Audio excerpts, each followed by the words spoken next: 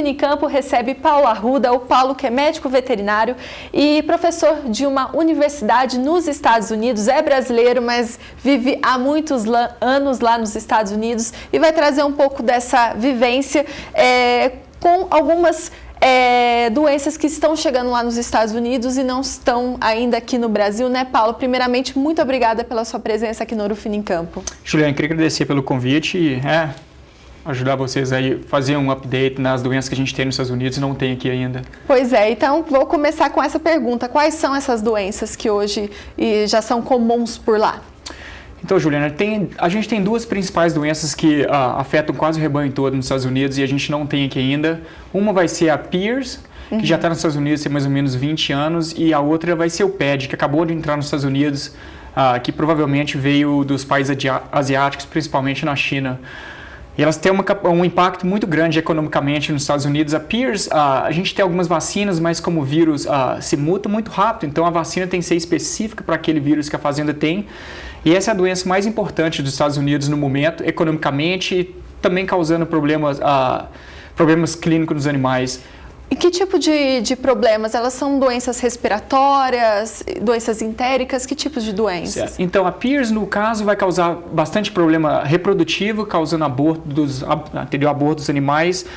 E quando os animais ficam mais velhos, a terminação causa muito problema respiratório. E o que acontece é que coloca o animal com uma probabilidade maior de desenvolver doenças secundárias bacterianas, e esse é o caso da PIRS. Do PED, o que vai acontecer é um tipo de coronavírus e vai causar diarreia nos animais, vai diminuir a absorção de comida e causar diarreia, e causa, nos Estados Unidos, a mortalidade de 100% dos leitões na primeira semana de idade. São doenças altamente contagiosas, então? São. Esse é o problema principal dessas doenças, que mesmo com a biosseguridade americana, que a gente acredita que esteja no nível bastante alto, a gente tem dificuldade grande de controlar o espalho e a disseminação desses vírus, principalmente.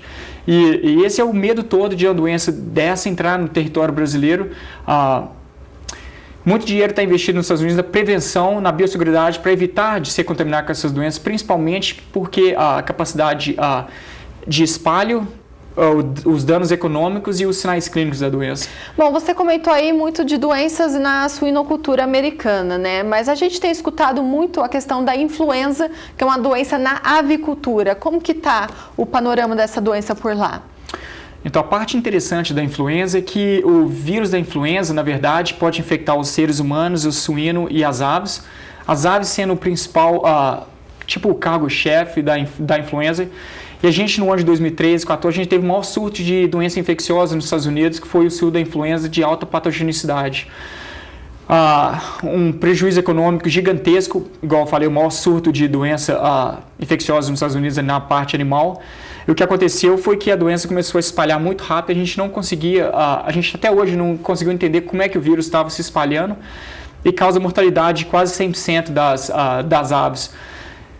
Felizmente, esse tipo de vírus não tem capacidade de infectar mamíferos ainda, então só aves. Até agora foi controlado nos Estados Unidos, a gente colocou em suínos e na parte de pesquisa, a gente viu que o vírus não é adaptado na parte suína, e nem nos seres humanos a gente nunca viu um caso. Então está mais nessa parte aviária, a gente não está vendo casos mais, mas o que acontece, tem muitas aves migrando no continente americana e descendo para a América do Sul, então a biosseguridade se torna bastante complicada para controlar essas aves migratórias. Então esse é um dos pontos. A gente tem influenza no Brasil, mas não de alta patogenicidade. Bom, então agora a biosseguridade tem papel fundamental para prevenir que essas doenças cheguem aqui no Brasil, né? Exatamente. Como elas têm uma capacidade de disseminação muito rápida, esses vírus são bastante eficientes. Uma vez que o vírus entrou no país, fica muito difícil de controlar, especialmente com biosseguridade no Brasil e em outros países, fica bastante difícil de controlar onde cada fazenda como os animais movem de fazenda para fazenda. E tem aquele ditado que essas doenças exóticas não é se a gente vai ter ou não, é quando elas vão chegar. Mas a biosseguridade tem um papel bastante importante para evitar dessas doenças entrarem no Brasil. A gente viu que o PED, por exemplo, já está em alguns países da América Latina, está muito perto aqui do Brasil. Então, o controle de entrada de animais, entrada de produtos, fronteiras. Então, assim, A Pearson nos Estados Unidos tem 20 anos, entendeu? E aqui a gente não tem nenhum caso até hoje, entendeu? Assim, é falta de a gente procurar ou a gente não tem mesmo. Essa parte de biosseguridade se vira-se muito, muito importante, principalmente na parte econômica, que uma vez essas doenças entraram, se torna, mesmo elas não sendo de restrição para exportar, entendeu? Importar animais e exportar, o problema é na produção mesmo. O impacto nos Estados Unidos que a gente viu foi gigantesco. A gente está preparado para o impacto desse? O que a gente vai fazer se a doença entrar aqui ou não? Então, a biosseguridade, na verdade, é a coisa mais importante quando se trata dessas doenças aqui no Brasil. Você falou ali da questão econômica, né? E por o Brasil não ter ainda essas doenças, acaba sendo uma oportunidade, né? Em termos de exportação, né? Então, exatamente. Mesmo não sendo barreiras econômicas para alguns países, entendeu? Só o dano na produção animal... o dano que o PED fez em todas as fazendas americanas, a maioria perdia 3 a 4 semanas de produção de leitão, nenhum leitão sendo produzido por 4 semanas. Aí você imagina o produtor ter que sobreviver com 4, 6 semanas sem produzir animal nenhum.